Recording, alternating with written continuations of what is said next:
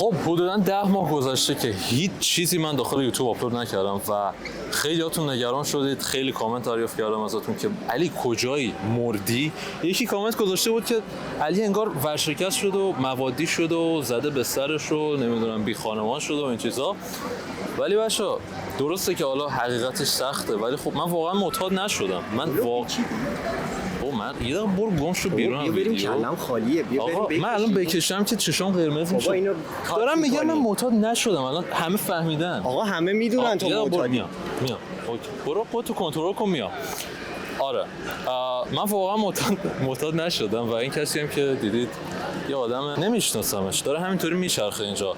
ولی بچه‌ها بی شوخی داخل این ویدیو قراره امروز ببینیم که من کجا بودم 10 ماه و میدونید 6 7 ماه قبلش هم اصلا ویدیو درست حسابی آپلود نمی‌کردم و داخل شهر کلیم.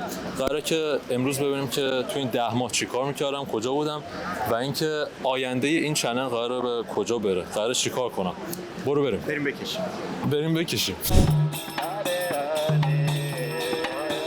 جریان من از جای شروع شد که 3 سال پیش به آلمان مهاجرت کردم و بعدش تصمیم گرفتم که یوتیوب واقعا به صورت جدی دنبال کنم و 2 ماه بیشتر طول نکشید که دمتون گرم حمایتاتون ترکون چنل رو همینطوری داشت میرفت بالاتر و بالاتر. ویوها نمیدونم ویورها همتون حمایت کردید. منم تقریبا تصمیم گرفتم که کل زندگیمو بذارم پای یوتیوب.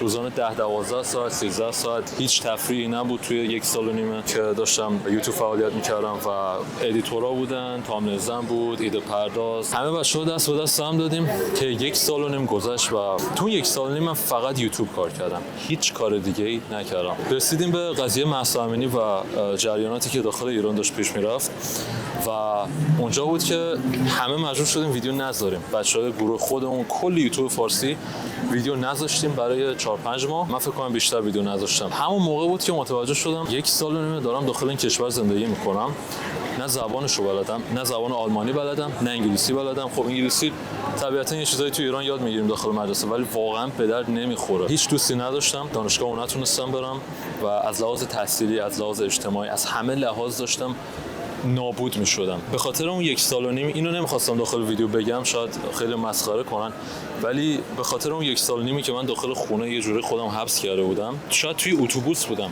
10 تا آدم پشت سر من بودن، دورم بودن، نمیتونستم نفس بکشم. بعد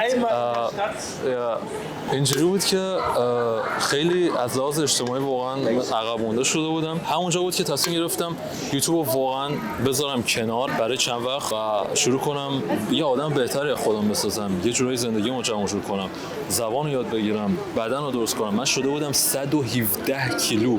بچه‌ها این بدنی که می‌بینید الان 80 کیلوه. 117 کیلو من وزنم شده بود و واقعا چاره‌ای نداشتم جز اینکه از یوتیوب خارج شم برای یه مدت، با اینکه از لحاظ مالی از همه لحاظ به فشار میومد. الان نمیخوام بگم که حالا چه اتفاقایی افتاده، میبینید در آینده، ولی الان آدم بهتری ام، الان میتونم ویدیوهای بهتری براتون بذارم. در آینده خیلی پلن دارم که میتره کنه. یوتیوب فارسی این چیزا رو نداره و قراره با هم انجامش بدیم. خب موضوع بعدی که قرار بود دربارش صحبت کنیم اینه که اصلا قرار آینده چنل من چی بشه، قرار علیارسی چی کار کنه داخل یوتیوب. بچه‌ها من تو 1 سال و نیم کلا داشتم ویدیو که میذاشتم و الان موضوعی که باید دربارش باهاتون صحبت کنم اینه که من حقیقتش دیگه هیچ علاقه‌ای به گیم ندارم. یعنی میتونم خودم رو یه روزی مجبور کنم که به خاطر مثلا ویور بشینم گیم بازی کنم و ادای خوشحالا رو دارم، ولی خب مسئله اینه که هم یه بی احترامی بزرگی به شما میشه که من ادای اینو دارم که آره خیلی الان خوشحالم که دارم گیم بازی میکنم و قبول کنید که کیفیت ویدیوها خیلی میاد پایین، یعنی به درد نمیخوره عملا. به خاطر همین من تصمیم گرفتم که کانتنت چنل رو عوض کنم، کلا موضوع قرار تغییر بکنم. میخواستم اول معذرت خواهی کنم از کسایی که ویدیو گیم منو دوست دارید، ولی خب از اینجا میخوام بهتون قول بدم که 100%، حالا نمیگم 100%، ولی تمام تلاشمو میکنم که کانتنت جدیدی که قرار آپلود کنم و که اصلا ربطی به گیم نداره رو خوشتون بیاد و لایق یه چیزی میسازم که لایقتون باشه، لایق نگاه‌های زیباتون.